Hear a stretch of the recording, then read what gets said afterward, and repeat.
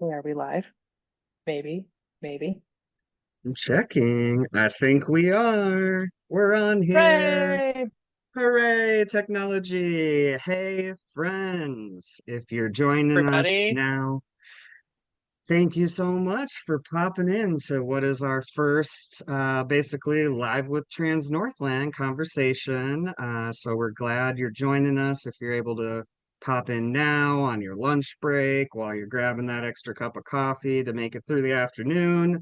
This is a new thing that we are going to be offering every other Wednesday at noon. These will be an hour-long conversation where we will be joined by different community members. We're going to talk about upcoming events and ways for folks to connect deeper into community and really just try to stay connected in this crazy time that we are all surviving through together. So I am Sean Hayes. My pronouns are he, him, and his, and I'm the executive director here at Trans Northland. And I'm very excited to be joined by my friend and board chairperson, Heather. So at this point, I'm going to turn it over to them so they can give a little intro about who they are. Hey, everybody. Thanks, Sean, for that intro. I'm Heather Thonvold. My pronouns are they, them, and I currently serve as the board chair of Trans Northland. And I'm really, really excited to hear, I don't know, maybe some fun things to know about me. I feel like my resume is probably like one of the most interesting things about me. So maybe I'll go, my favorite is an ankylosaurus, which is the one that has like the big tail that smashes stuff. My favorite flavor of ice cream is Rocky Road. If I could go anywhere on vacation for like just a random vacation, I would go to the Oregon coast, my happy place. I'm from the Pacific Northwest originally. And yeah, there. Those are three fun facts about me that folks I think it's important. And I also really enjoy Legos. So that's another fun fact about me. I love this intro so much, Heather. I appreciate you. Thank you so much for taking the time to Yeah, join us. You have been an incredible addition to our Trans Northland team, and I'm just like really thank excited you. to have this convo with you. And look, even representing, love it. Yeah, Get your own trans merch at our online store, which is yeah, on our you should. website. The inside of this sweatshirt is so cozy. So I'm gonna be like cozy. everybody should own one. Yes. Well, one of our first little segments in these upcoming conversations is going to be focused on gender euphoria Mhm. because life is so hard right now and it's so easy to focus on all the negatives. And if y'all know me, you might know that I really try to find and create joy in these times because it is what personally keeps me going. And so, yeah, I want to hand it back to you, Heather. Is there a recent moment or, something that happened, in your life where you just like really felt a deep sense of gender euphoria? Yeah, so which is a wonderful question. It's great to talk about because I agree that it's hard. Like there are moments where life feels like pretty normal, pretty easy, and then there are moments when like I often will open news apps on my phone and I'm thinking, why did I do this? Because kind of feels like everything's on fire. But anyway, my moment, well, it's been a kind of a series of moments of gender euphoria over the last like week or two. Is I recently started a new job. Like they've been really wonderful and intentional about um like using my correct pronouns and making sure that and the other thing of that there's like one person in particular who is just like anytime somebody makes a mistake that loudly so that so number one, I don't have to do it, and number two, other people kind of get the memo, I guess. And so it's it's been like wonderful that the community has been very intentional, but also really kind of funny when um, kind of gets a little not so subtle correction from an ally, somebody who isn't part of the trans community or even part of the LGBTQ community, but like for them to just kind of take that upon themselves. And they also were like, is that okay with you? And I'm like, yes, that is fine. Thank you for asking. I appreciate it. Like, this has been great. So yeah, so there's been like multiple moments kind of over the last couple of weeks where that's happened, but like every time I'm just, it kind of makes me giggle inside a little bit that somebody is willing to do that on my behalf. It makes me feel very cared for. That is such a good one. I know we talked briefly about that before we went live, and there's so many things I love about that. I mean, because it is so affirming, right? When people are actually like making an effort to use correct pronouns, to use our correct names, Yeah. in those spaces, especially like in our jobs, I think a lot of Yeah. us, it's like we worry about potentially losing our jobs if we speak up or, what that might mean for us. And then the other part I think I really like is that that person was like, is this okay with you? Like that I do this? Absolutely. Yeah. Because, I mean, there's lots of us who are like, we would call that out on our own. Actually, it's they, them, or actually, it's Yeah. Sean. Please call me Sean. But a lot of folks may not feel that, like, that they have that ability to call that Yeah. person out in the moment. And so then for an ally of all people, we need you right now more than ever. And so yeah, I just love that they checked in with you and y'all are on the same page about that moving forward. And the other thing I think has been really cool is pretty much everybody that I've met, which has been a lot of people in the last couple of weeks, um, has like when we're, doing meetings or anything like that, everybody starts introductions with, "Hi, I'm so and so, and these are my pronouns." This is so great. Like it's one of those things that I don't often experience, and it just makes me feel really welcome.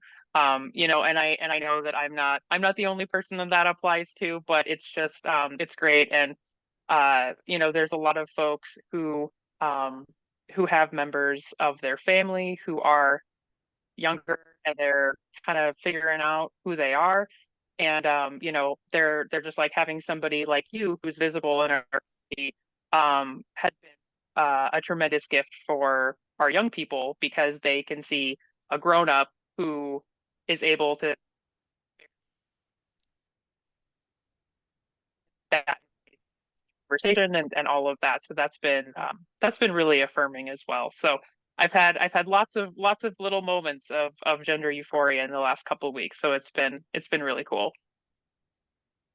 I love that so much because I feel like there are constantly those moments of euphoria for us as trans folks and also like joyful, like silver lining kind of moments that are easy to let slip by. But then when I've been able to sort of like notice those and be like, "Ooh, I really want to be present in this. I'm not thinking about the news or politics or whatever." It just literally like refills my soul is what it feels like. So yeah, thanks again Absolutely. for sharing that. And so transitioning a little bit uh, into our next topic, Did there. I know you I know you recently shared a pic or two or a couple, of being out in the woods. And we are, I think finally experiencing this season change, right? Moving from summertime to fall, my favorite. I love it so much. And so, yeah, what's it feeling like for you so far? Are you a fall person? Are you excited to be out in the woods? Yeah. Or what do you look forward to this time of year? Yeah. So I don't know how to say this. Like, I don't like summer. I never really have. I don't like being hot. And so fall and spring are like it kind of when it's like, we're just coming out of summer into fall, fall is my favorite season. And then when we're coming out of winter into spring, spring is my favorite. So I guess it depends when you ask me. But yeah, like I also my spouse will tell you that like the only basic thing about me is my love of pumpkin spice lattes. And so there's always been kind of this funny joke about us and pumpkin spice things. And the last so I'll tell a quick story about fall. So um back in 2020, when the pandemic was going on and everything was just like no one had a leg to stand on. Like everything was constantly changing. It was just a really stressful time. I was working in healthcare at the time as a chaplain and still going to work and providing care for folks. And it was just a really difficult time for a lot of people. And so my spouse and I came up with the idea that we should go to grocery stores, buy as many pumpkin spice flavored things as we could find, and then do like a live stream tasting video. And so that has turned into an annual thing. So at some point in the fall, once we gather enough pumpkin spice flavored things, we'll do like a Facebook Live thing where our friends can join us. And, it started just back in 2020, and then like 2021, people were like, are you doing that again?" And we were like, "Oh, we're really planning on it, but sure, why not?" And then 2022, are you going to do that again? And so it's become an annual thing. So we've been slowly gathering pumpkin spice flavored things for the last few weeks, but there's not a lot we haven't tasted. This is the fifth time that we've done it. And so yeah, so that's one like super random kind of dorky, stupid that we do at our house that we that we really enjoy, and a lot of our friends look forward to it as well. The other thing that I really enjoy doing, in addition to just kind of generally being outside, but I grew up in Washington, and hunting was a big part of that growing up with my dad and my uncle and my brother. And so so that's what I've been up to the last couple weeks, is getting like my tree stand set up because it's black bear season right now. And then let's see, pheasants and other birds start sometime mid-October, and then deer opener, like I think it's the 8th and 9th this year of November. So yeah, so that's something that I I'm really mindful of like when talking, especially to like trans folks who like being outside, because I think there's a lot of folks who want to get into, whether it's hunting or whether it's just being outside more, but not really feeling safe to do that. Because a lot of times it involves, being in sometimes secluded locations, sometimes by yourself, and stuff like that, which can be a little bit scary. And so I'm hoping that more folks from our community especially can find those pockets of safety where they can go in the outdoors. And whether you're a hunter or whether you just like being outside,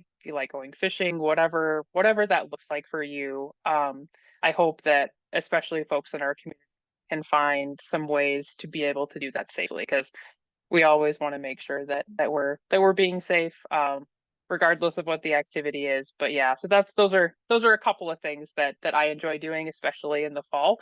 And then, as winter moves, like comes a little bit closer, uh my hobbies tend to kind of shift more towards like inside stuff like crocheting and building Legos with my nephew and stuff like that. So but for right now, I'm all about being outside because it's fun.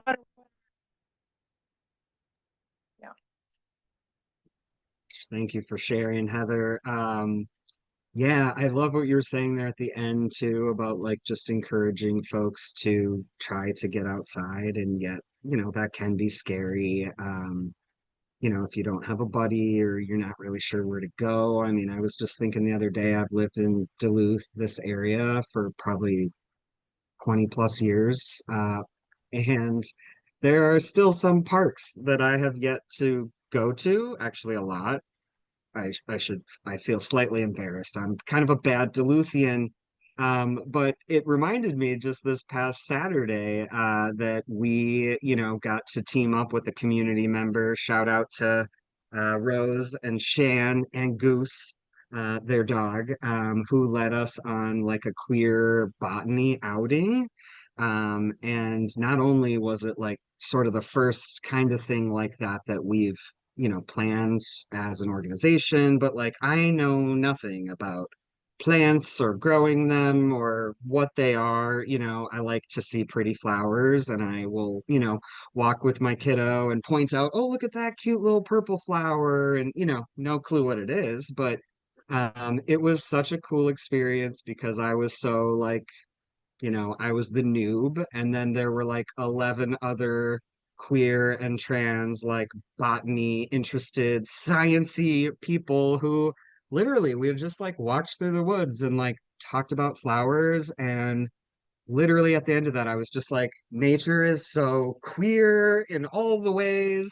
And so, yeah, and just, thinking about that fear of going out and whatnot, Trans Northland has really been trying to um, plan more types of community gatherings and things like that. And I'm already in talks with Rose to lead another one. We're probably going to organize another queer botany outing maybe in the beginning of October. So stay tuned. If you are not following us on Facebook or Instagram or getting our newsletter in your email, you should do that because there's going to be so many cool opportunities to get outside and with other queer folks and safe allies. So, thanks again for talking about that. Fall for me, I think, and I'll just briefly share, I love to take drives by myself.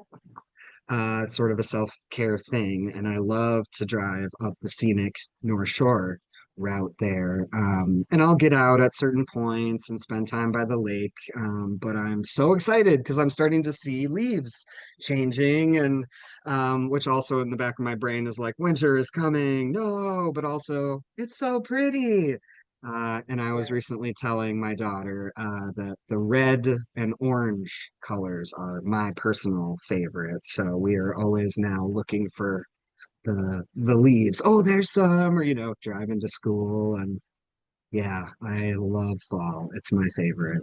So yeah, but I was thinking too, Heather, and for everybody who's watching or tuning in, we're kind of trying to figure out what this show or conversation looks like as we're developing it. Real time, we're building the plane as we're flying it, so to speak. But Heather, you have I think you mentioned it earlier, like you do have such an interesting sort of background and experience with so many things kind of related to mental health and spirituality and just like wholeness and well-being and safety. So I would love for you to just share a little bit more about that, those things that and do and, practices or things that you might be able to share with some of our folks to take home with them. Yeah, and what a great topic to talk about. So, um, I think that all of those things that you mentioned are kind of essential pieces of who we are as people. And um, whether you're uh somebody who has a really large community or a large network of support, or whether you're somebody who maybe doesn't, maybe your network or those folks in your life who are supportive are maybe you don't have quite as many people as you would like. I think one of the things that's been really important, especially for me, and I know for a lot of folks at this particular time, is finding your people, whatever that looks like, whatever feels safe. Um, we all need community in some way, whether that's an online community of folks that you meet via Zoom or whether it's in person. But I think that if you're able to find people who are able to affirm who we are and accept us and we can just be ourselves, I think at least for me personally, that's one of the biggest self-care pieces of just kind of my general overall well-being that I can personally think of. I'm really I find myself, thanking my lucky stars every day that I have a super supportive spouse, that I've got, family members and friends who love and care about me, and they not only love and care about me, but they advocate for me. They make sure that, like even for example, when my spouse and I when we're out and about, if I need to go use the restroom, like default is as always like, do you want me to come with you? And just really small kind of pieces like that, that number one, make me feel safe and cared for. But number two, it also acknowledges that that other person understands that maybe my experience of the world is a little bit different than maybe maybe somebody who is gender or uh, doesn't maybe outwardly present as kind of openly queer.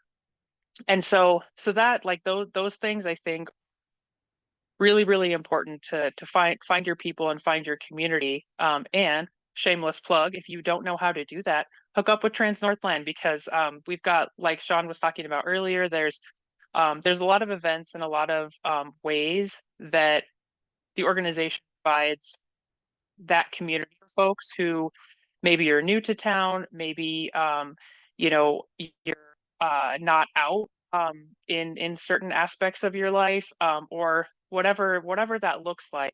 If you're searching for a community of folks who will accept you and hold you, I think that there's a lot of ways that you can connect through Trans Northland to a lot of different folks who are going to be affirming of who you are, and that's super important. So my professional background, I was a healthcare chaplain for about a little over a decade, about 12, 13 years now. And one of the things that I always like to talk to people about with regard to self-care, is the fact that people conflate like spirituality with religion, and those two are not necessarily the same thing. Some people might consider them in their own, personal practice. They could be synonymous, but um, the when I encourage people to find a spiritual practice that's meaningful for you, it doesn't need to be any sort of religion, be connected with any sort of um, deity or external forces or anything like that. It's just a practice that you find uplifting, or that really speaks to you, that really that you find meaning in, and you can define meaning, in a number of different ways. So for some people, that could be going to church or a mosque or a synagogue to be part of a religious community.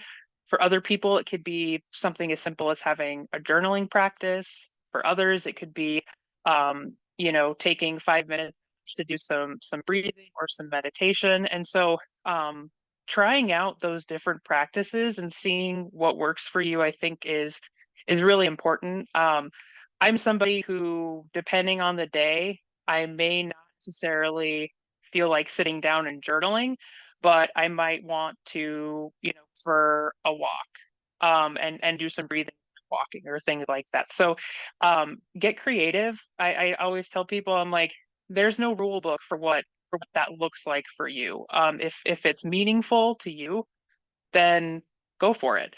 And so I think that that's one piece that a lot of folks, especially in the trans and in the queer community in general, um, kind of tend to shy away from calling something religious or calling something spiritual, because in the past, and even currently, there have been a lot of us who have been harmed in some way by either a religious professional, community, people, churches, whatever that looks like. And so they tend to not use that language. And so I find that the language around what's meaningful for you is a lot more helpful, because it can kind of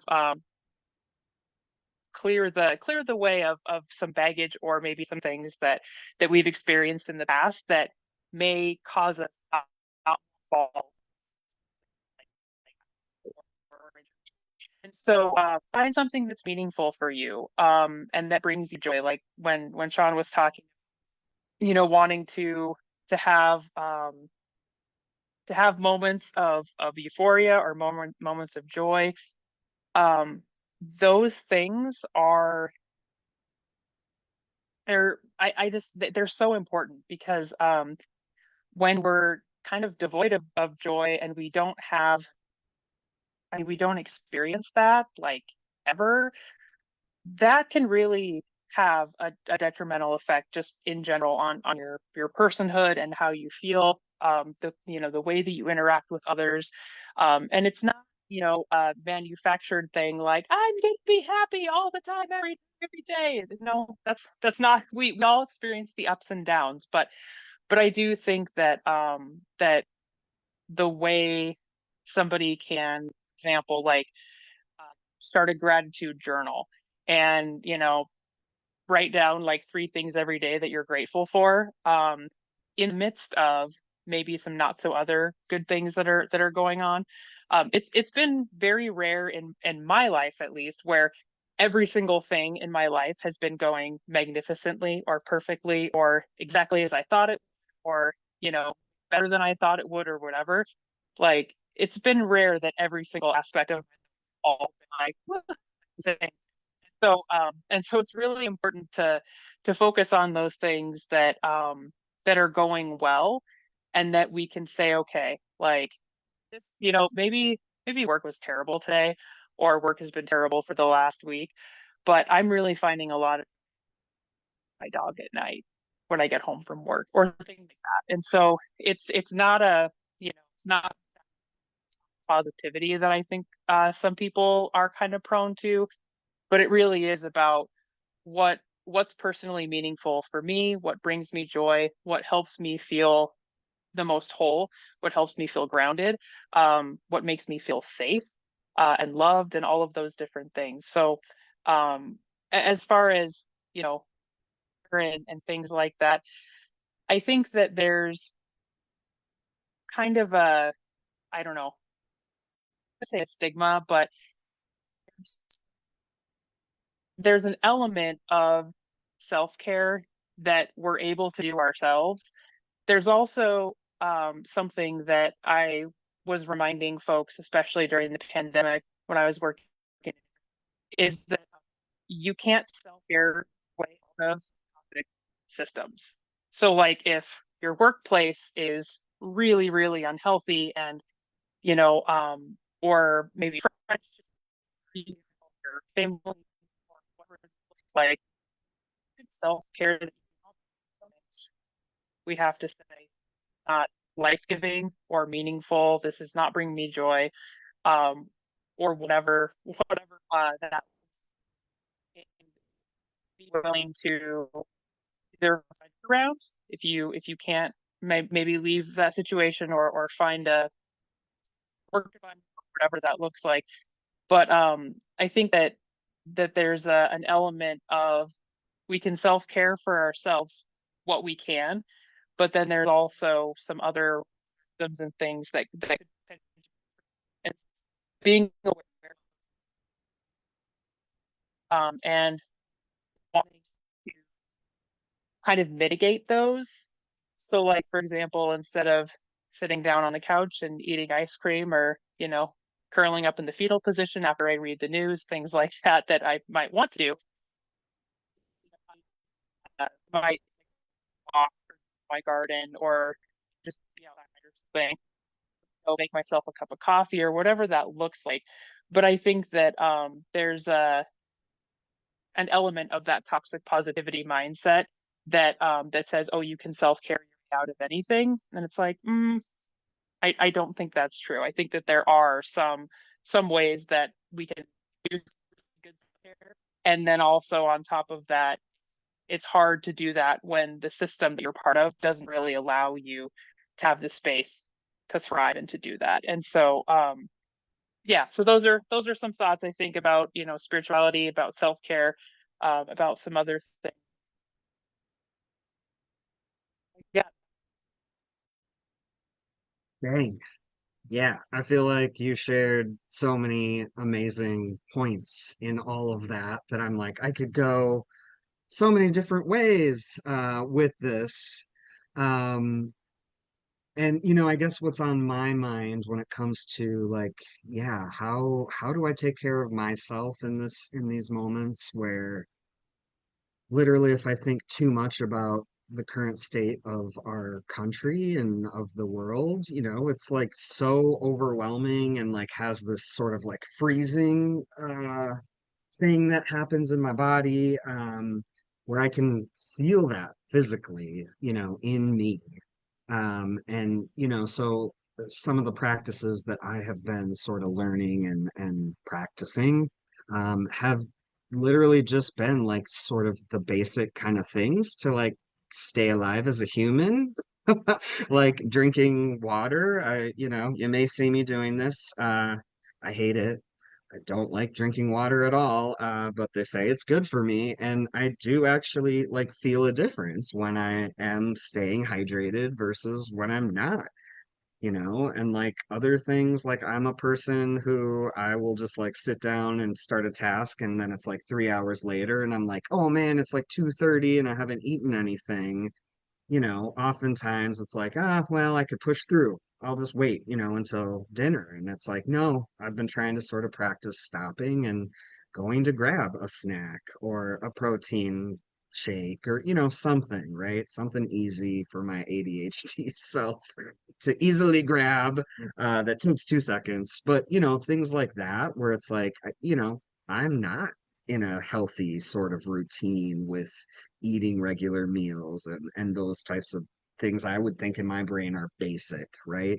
But I think a lot of us struggle with those basics, I feel like I'm kept alive by caffeine and coffee like for most of my days these days. And so just, thinking about that, I hear mentors and like friends in the back of my brain where I'm like, I'll notice that I'm kind of feeling crappy or whatever, something I'm feeling down. And, I hear Sarah Curtis in the back of my brain saying, have you drank water? Have you eaten food? Have you taken a shower?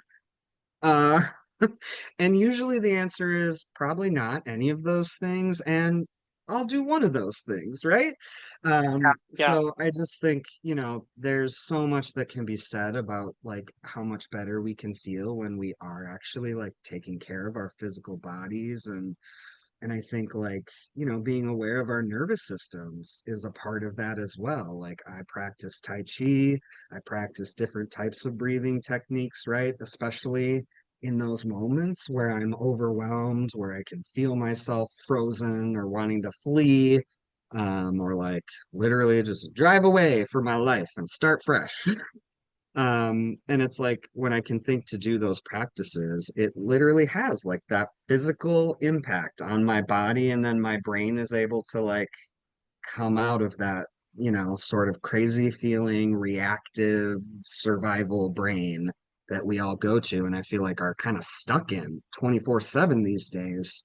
And then I'm also thinking about a conversation I literally just had this morning with my bestie Kia, and she has done two, I think she said, cold plunges in Lake Mm. Superior.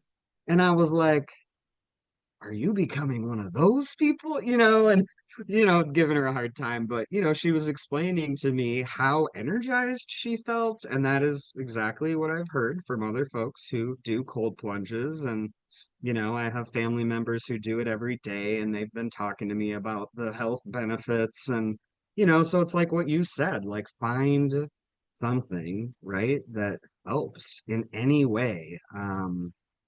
I can't think of who it is in my life, but someone, maybe my friend Crystal, but someone is always saying, like, what is like one thing you could do to make yourself feel 5% better, 5% more comfortable, 5% more rested, I mean, and um, yeah, like it is the little things I think that can get us through. Um, Absolutely. and Yeah, so there have been quite a few times when taking a break from work and I'm like, oh, why do I feel like crap right now? And then I'm like thinking back and I'm like, oh, it's been probably 3 or 4 hours since you had something to drink. You didn't eat breakfast this morning. You've had like 3 cups of coffee and you didn't drink water when you got up, but you haven't had any since. Maybe start with one of those things, like you said, and then and you can kind of move on. So if I'm like irritable or whatever, I used to hate when she would do this, but my spouse would be like, when was the last time I had a snack? And I'm like, don't treat me like a child. And then I was like, hmm, yep, actually you're right. So that's probably within the first couple of years of our marriage. I was like, oh, she's not trying to be me. She's literally just being like, I've missed this, maybe eat something. And I feel like my life is one of those Snickers commercials, where they have like I don't even remember what the slogan, but it's like the mean person and then they eat a Snickers and then they're the nice person. That's probably so. Oh man, I remember those commercials. It's like have a Snickers and chill the F out, basically. I Basically, feel like yeah, basically. Betty White, maybe Betty White might have been in a couple of them. Yep, she was. Yeah, she was in one of those. Oh man, yeah. It's wild. And I think you mentioned this and like, this story of your partner, right? It's like there is this component where each of us individually, right? Like we are the only ones who like know what is actually going on inside of us, what we're feeling, what we're thinking about, what we're worried about, and so self-care, right, is that part of us. Like that's our responsibility as an individual in community, right? But then there is this like community care aspect that I think, I've experienced more of in like maybe the last 2, 3 years of my life than I have in a long, long time. And it is hard. It's really hard to like build relationships with people in community and then like get to the point where you're like, y'all, we got to take care of each other. We got to be checking in on each other. We got to be sharing about cold plunges and asking, have you drank water or eaten a granola bar lately? And I think that part is something that communities, especially I would say white communities, have a lot of work to do about like sort of reconnecting and remembering how to be in community in ways that are affirming and supportive and also like accountable when we cause harm or like we hurt someone's feelings and you know um there's something there that I definitely don't have figured out yet, but it's like, when we think about this current moment, I mean, I'm constantly being like talking about it being the apocalypse, because it does feel so scary, I think at times, and I feel so enraged and worried, right, about what the future may hold for our community, for the larger LGBTQ plus community, for immigrant communities, right? For all of the folks of color communities um, who are sort of the targets of this current administration. Um, and it just feels like this is a moment where communities really need to be coming together, acknowledging that maybe like every person here in the Northland community who is trans or two-spirit or gender expansive, non-binary, like we may all disagree about a lot of things. Um, we may not all like each other. I mean, if I'm just being real, right? Like, not everybody's going to be BFFs, and that's okay, right? Like, we don't have to have that in this community. But I think there are like the deeper values around interconnection, supporting one another, right? Like, I may not want to show up to a certain kind of event, but I still want other folks to know about that event, right? Because it may be their jam and it's just not mine, right? So I can support other folks in community doing their things, right? And encourage folks to connect in those different ways. Um, but yeah, like I would just I'm like to curious what note you that I was gonna say I would just like to note that I would be open doing a cold plunge, but I would not be excited about it. So that's right. I that literally that said doesn't that that. doesn't feel like it would be like my jam. But you know what? I would be open to trying it. But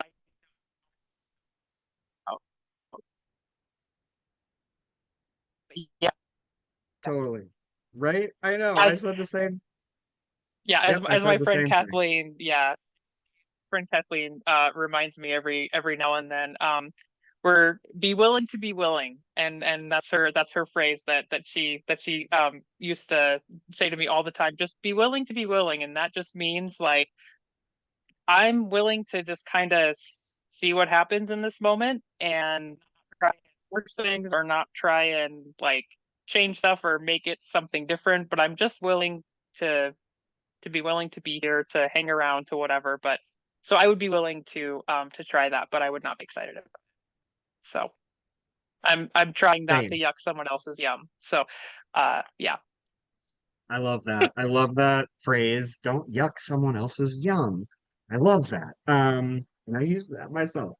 Yeah, I mean, I'd be Dan. curious too, Heather, what you think too about like, the current moment, all of the hate, all of the legislation coming for us, like ICE agents, right? Like our communities are stressed to the max, for good reason. And I know there's lots of folks out there who would say, y'all just overreacting.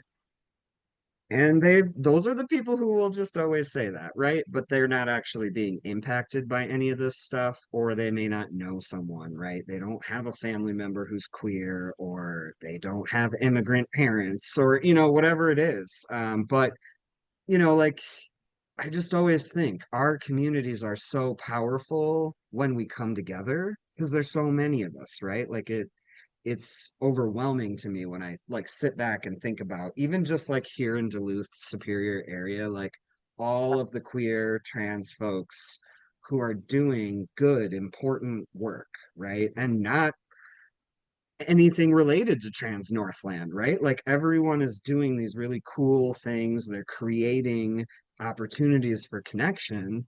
And like, yeah, how do you see us building that like community stronger so that we can show up, and defend our community if need be? Yeah, I think that that's great. I would probably write about it and make a lot of money, but I don't know the answers. So I will share some thoughts. Um, first of all, as we're able to for marginalized communities in whatever way it's like in whatever way it's safe. So one of the things that I know a lot of folks in the queer community will will say, or that I've heard especially in the last, probably 6 months or so, is a big push for when folks know there's going to be like a queer event. So whether it's something as simple as like, a bar league softball game, or whether it's something like a convention or, an event hosted by Trans Northland or whatever that looks like. One of the things that I think is really important, especially if it's, if it's like a public event where a lot of people could be gathering, just the importance of allies showing up, to add their support and to add that safety in numbers, I think is really important. So I'm not saying that, allies for every queer event that happens, because they may not necessarily be open to non-LGBTQIA plus members, depending on what the event is, but especially those large public gatherings. So even like Pride Night at the Twins game or whatever, like if you're an ally, go to that on that night, and show your support. And so I think that that's one huge thing that I think adds, number one, it adds weight to the support that we feel, but it also do um, decisions that are at best harmful to people in our community and outside of our community, and at worst are intentionally harmful, right, to folks, just in our communities in general. But I think that the more that we show up for different communities, whether that's LGBTQIA plus folks who feel safe doing so, going to immigrant rallies, or vice versa, I think that there's ways that we can use our numbers um, that will send messages to those in power to say, trans people are estimated to be around 1 to 2% of the US population. But if we have, you know, however many people in the community show up to support that 1 to 2% of the population, that is a very different feel than just that one community trying to speak up for rights, or basically not be targeted for harassment. And so I think that that's one important point that um, that I think especially for allies, and not just allies of the LGBTQ community, but if you're an ally to immigrant populations, to migrant workers, to folks that are marginalized in some way, it doesn't have to be, always queer people looking out for queer people. Um, there are like I'm 6'2", and I weigh about 200 pounds ish, give or take.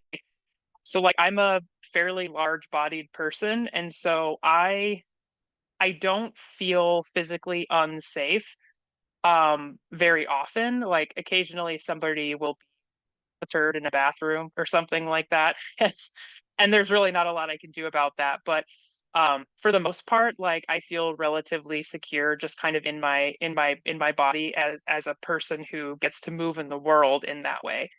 And so sometimes when there are folks who maybe are not that privileged, um, I'll show up and just stand with them.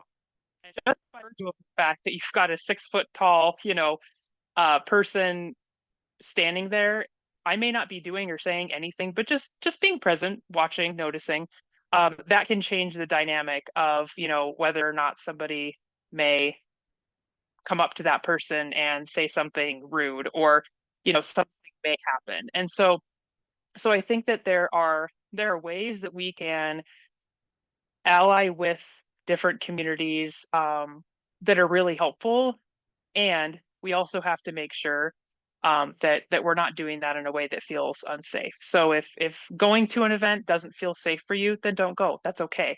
There's nothing that says every single queer person or every single person from a marginalized community has to show up at everything or every event, or be involved in every rally.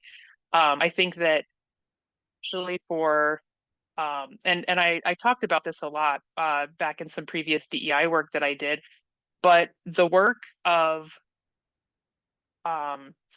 of equality and of equity is not a marginalized person's work to do. It's those who hold the privilege and the power. It's their work to do. So, for example, the work of queer liberation is not the work of queer people. It's the work of cisgender folks, probably white as well, hold those positions of power and privilege. They're the ones who need to be creating the spaces and helping us to thrive. Same thing with the BIPOC community. It's not the work of the BIPOC community to make folks less racist or to make places more welcoming.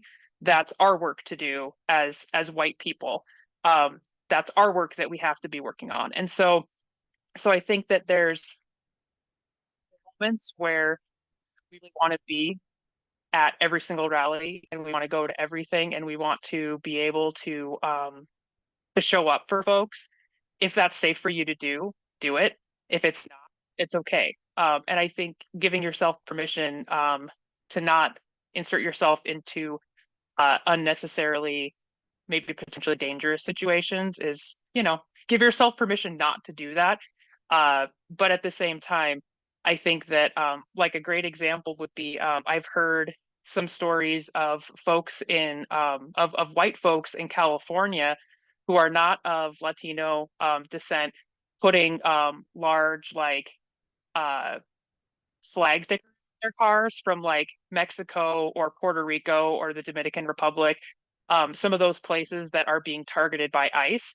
So they'll put these huge stickers on their cars, and then they get pulled over, and they basically just waste ICE's time. So that's one way of just kind of subverting that system to say, you know what, they're not gonna drag me away because I'm obviously not the type of people that they're targeting. But what I can do is put a sticker on my car so that I waste ICE's time for 15 or 20 minutes while they're trying to, run my plates or whatever. And so I think that there are ways that we can get creative about being allies or marginalized communities in ways that also preserve our sense of safety. Well said. Ooh, and I love that. I hadn't heard that about the folks in California doing sort of like diverting ice or like, yeah. I love that so much. Yeah, there are so many creative ways, right, that we can protest and fight back against these policies and actions of this government. And so, One, dang. I was going to say one other thing I heard about recently was a lady also in the Los Angeles area who basically made it her job to, when she locates ICE vehicles, she just follows them around with a bullhorn out her window, being like, "ICE is here! ICE is here! Everybody go inside!" And and she put up a GoFundMe like a couple weeks ago just for some gas. She's like, "I'm doing a lot more driving, whatever," and she raised like, I think the last time I looked at it was like $90,000 or something, because people are like, "Yeah, go get yourself a new car, go buy yourself some gas," and that's all she's doing is she's just following ICE around with the bullhorn and in English and Spanish, just telling people, "Go inside your homes. ICE is around." And I really wish that I could be a passenger in that car, because I would find that so fulfilling in so many ways. I probably shouldn't be so happy about that, but that makes me really happy to hear I that there's mean, somebody who's doing that. yes, I think that's so brilliant. Like, and literally, if you have the ability and the means and a car and a megahorn, like, do that. That's like you're like the community messenger then of safety. And wow, God, I love that. I love people. Like, we are so clever and can be so creative in how we show up and how we take care of each other, and how we just keep building this inclusive community. And I know I could just like keep talking to you for hours and hours because I love and Absolutely. appreciate you so much. And we Same, are so same. grateful to have you on our board and as a part of our leadership here at Trans Northland. So thank you, for taking time Absolutely. to join me in this first venture. And then I've got a couple things that we can wrap up on. And one of the things we always want to sort of end these conversations with is letting y'all know about what's coming up in community. And for those Absolutely. who Yeah, for those who don't know, one of the things we've been working really hard on for maybe the last year or so now, is our community events calendar. And so that has, obviously we put all of our Trans Northland support groups and events on there as well. But then I'm always looking for other community events. We have folks who Mhm. share them with us, so if you're an organization or a business and you have an event coming up that is like centering queer and trans folks, or wanting us to help get the word out about a safe inclusive space or event, you can definitely get in touch with us on our website, and that's where you can find this events calendar. uh, and so just a couple things I want to highlight that are literally coming up in the next couple days, which are all very exciting things. um, Number one, there's three things. So number one, tomorrow you can come and hang out with us at the Imaginarium in the tea room. If you haven't heard about that, Trans Northland has been partnering with Lifehouse, to have these sort of drop-in hangout hours, and those happen every Tuesday and Thursday from 9 a.m. until noon. So we have coffee on, there's tea, there's some snacks, and then we just hang out and chat, or people bring their laptops and they do some work, but it is a really like chill, safe feeling space. So we just want everyone to know that all folks are welcome to come to that, to hang out, allies, LGBTQ plus 2S plus, folks, everyone's welcome. In that space, as long as you're kind and you share our values of community and all of that. And Yes, then secondly, I am intolerant of others' intolerance. that's it. That's the one. We do reserve Hmm. the right to ask you to leave if you're there causing trouble, but we have not had that happen.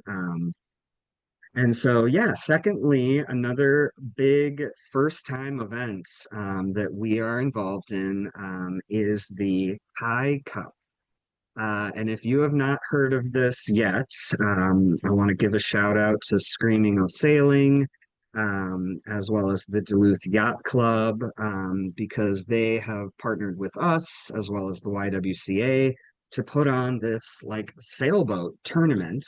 And it is a tournament that's going to honor a Duluth community member named Kai, who died about a year ago. And they were very big into sailing, and that was always a big part of their life. And so these folks reached out and they were like, we want to honor them, and we're going to do it every year, and we want to help Trans Northland with this and help us fundraise. And so it's exciting. I'm really pumped. So this Friday, September 12th, you can show up at Earth Rider at 6 p.m. So that's over in Superior. It's an all ages, family friendly event. There'll be a raffle and prizes. We're going to have live music from Sophie Hiroko. And Nice. then, yeah, just come on down and hang out with us that night on Friday. And then there's like actual race is happening on Saturday, this Saturday. I believe the start time is 11 a.m., but we've got all those details on the calendar. And then they'll be having like an award ceremony afterwards at the Caddy Shack. And so it's just going to be a really, I think, beautiful time of community coming together to really hold, this person who was lost from our community in our hearts. And I think, for all of us who have lost people, this is just another opportunity to come together and be with folks and feel safe and celebrate queer and trans joy. And then Absolutely. Sounds lastly, great. right, are you coming up for that? Any of that? I hope you can. I might have. Check it out, see if you can. And then lastly, a super exciting thing that I am so happy to highlight is that this coming Sunday, oh no, dang it, it might be, I think I looked at the wrong date, but I'm still going to mention it because I believe it just happened this past Sunday. But as an update, Transforming Families is a group, a nonprofit based in the Twin Cities.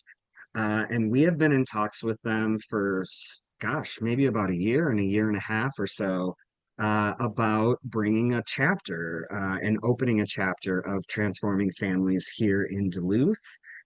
So, yep, you just missed it. This past Sunday, the 7th, they sort of had like an open info meeting. And one of the things that I want to highlight is that they are looking for people who are interested in being trained as facilitators to run their groups. They are specifically looking for trans and gender expansive folks. To do that, you will get paid 75 bucks for every group that you facilitate. And if you're not familiar with them, you can definitely go online and learn more about them at tffmn.org. But just quickly, they do a lot of work with trans and gender expansive youth. So they have groups for littles, like I think 0 to 12, and then they also have groups for the tweens and teens, and all of these groups are facilitated by trans folks. So if you are in Duluth, around here, you're interested, you can get in touch with me and I can connect you, or you could just go onto their website and say, I'm interested, and they will train you and get you all prepared. So we're very, very excited and grateful that Transforming Families is coming up and offering these services because, especially for our little ones, it has been really challenging to help support those families because there's just not any resources up until now. And I will do a quick shout out as well. This is reminding me right around the same time, a community member had reached out to us and they started the Rainbow Families Community Play Group.